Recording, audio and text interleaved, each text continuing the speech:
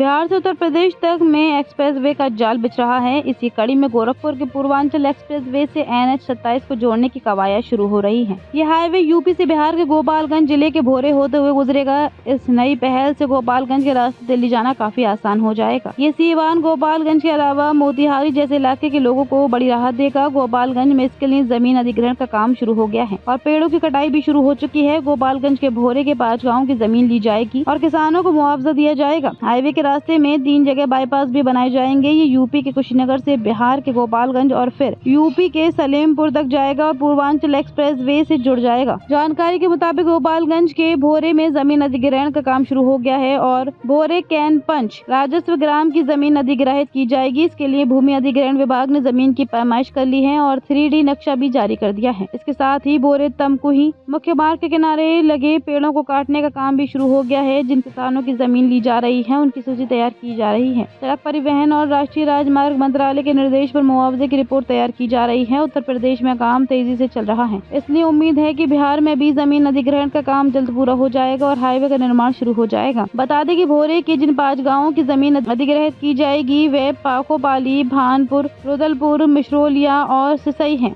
भोरे में किसी नदी के ऊपर से ये सड़क नहीं गुजरेगी। जहाँ जहाँ मकान और निजी जमीनें हैं उनका खाका तैयार कर लिया गया है। नदी, नाले, पुल पुलिया, बिजली के खंभे आदि कहाँ कहाँ आएंगे ये भी चिन्हित कर लिया गया है। भोरे से होकर गुजरने वाले बाईपास का रास्ता भी तय कर लिया गया है।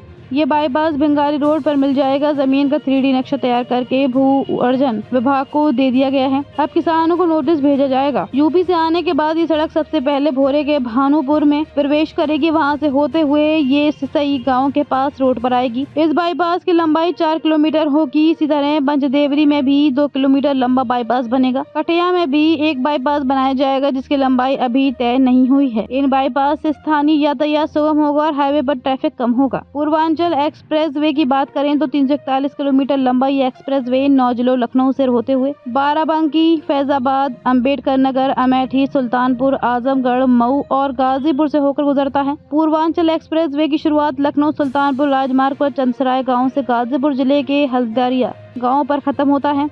इस एक्सप्रेसवे की खास बात है कि इस पर एयर स्ट्रिप भी बनाई गई है। इस एक्सप्रेसवे के रूट पर 18 flyover, 7 railway overbridge, 6 toll, 5 ramp पास और 7 अंडरपास है। इसके अलावा 118 छोटे पुल और 502 पुलियां हैं। फिलहाल एक्सप्रेसवे को 6 लेन का बनाया गया है जिसका विस्तार 8 लेन तक किया जा सकता है। Gorakhpur link expressway, Prayagraj expressway, Kanpur expressway को भी पूर्वांचल एक्सप्रेसवे से जोड़ने की योजना है। इस तरह गंगा एक्सप्रेसवे से पूर्वांचल एक्सप्रेसवे लिंक होगा। गंगा एक्सप्रेसवे अभी मेरठ से प्रयागराज तक बन रहा है। इसका दूसरा चरण प्रयागराज से शुरू होकर वाराणसी, गाजीपुर व बलिया तक जाएगा। इसके लिए सर्वे हो चुका है। गोरखपुर लिंक एक्सप्रेसवे की बात करें तो इस एक्सप्रेसवे से संत कबीर नगर तक जा सकेंगे। ये एक्सप्रेसवे गोरखपुर से शुरू होता है, आजमगढ़, अंबेडकर नगर व संत कबीर नगर तक ले जाएगा। बता दें कि उत्तर प्रदेश में लोगों को बेहतर कनेक्टिविटी के लिए गोरखपुर से शामली तक के लिए एक्सप्रेसवे की भी सौगात मिली है। ये एक्सप्रेसवे ग्रीनफील्ड के नाम से बन रहा है। ये एक्सप्रेसवे 6 लेन का बनने वाला है। इस एक्सप्रेसवे की अनुमानित लंबाई करीब 700 किलोमीटर बताई जा रही है जो गोरखपुर से शामली तक जाएगी। इस दौरान ये एक्सप्रेसवे 22 जिलों को रफ्तार देगा। गोरखपुर शामली एक्सप्रेसवे गंगा एक्सप्रेसवे के बाद यूपी का दूसरा सबसे बड़ा हाईवे होगा। ये एक्सप्रेसवे गोरखपुर से होते हुए संत कबीर नगर, बस्ती, अयोध्या, गोंडा, बाराबंकी, लखनऊ, सीतापुर, हरदोई, शाहजहांपुर, बरेली, बदायूं होते हुए शामली तक जाएगी। अभी वर्तमान में गोरखपुर से शामली जाने में करीब 15 घंटे का समय लगता है, लेकिन इस एक्सप्रेसवे के बन जाने के बाद ये समय घटकर आधा हो जाएगा, यानी तब महज 8 घंटे में दूरी पूरी की जा सकेगी।